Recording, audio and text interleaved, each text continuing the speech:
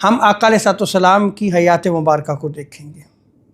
کیا حضور سید عالم علیہ السلام سے بڑھ کر کوئی متقی، پرہیزگار، صاحب تقویٰ ہے؟ اللہ سے ڈرنے والا، خوف الہی رکھنے والا حضور علیہ السلام سے بڑھ کر کوئی بھی نہیں ہے۔ جب یہ معاملہ ہے تو آئیے اب میں حدیث مبارکہ آپ کے سامنے رکھتا ہوں۔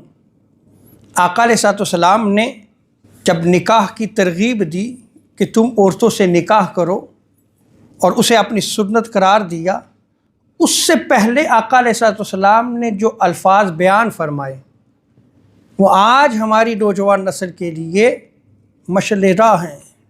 وہ سوچیں کہ آپ جو کہہ رہے ہو کہ ہم اپنی لائف انجوائے کرنا چاہتے ہیں، تو وہ تو میں نے پہلے بیان کر دیا کہ آپ کا تصور کیا ہے۔ اور اگر آپ یہ کہتے ہیں کہ ہم گناہوں سے بچنے والے ہیں، تو آئیں ذرا حضور علیہ السلام کی سیرت مطہرہ کی طرف دیکھیں۔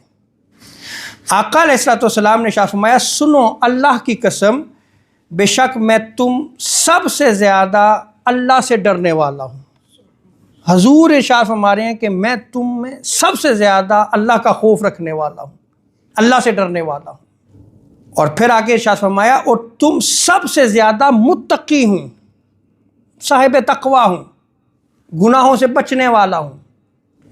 آگے حضور علیہ السلام نے ارشاد فرمایا، لیکن اس کے باوجود میں روزہ رکھتا ہوں اور بعض اوقات روزہ نہیں رکھتا، اور رات کو نماز پڑھتا ہوں اور رات کو سوتا بھی ہوں، اور میں عورتوں سے نکاح کرتا ہوں۔ تو آپ یہ دیکھیں کہ نکاح کی بات آپ علیہ السلام نے بعد میں کی۔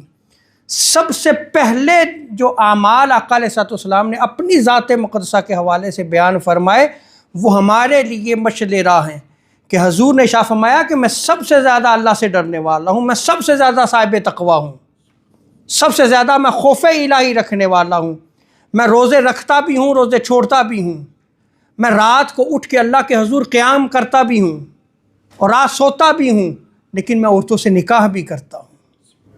تو حضور علیہ السلام نے اپنا تقویٰ بیان کرنے کے بعد یہ ارشاد فرمایا کہ یہ آپ کو مزید گناہوں سے روک لے گا۔ اور آگے آقا علیہ السلام نے ارشاد فرمایا کہ پس جس نے میری سنت سے اعراض کیا وہ مجھ سے نہیں ہے۔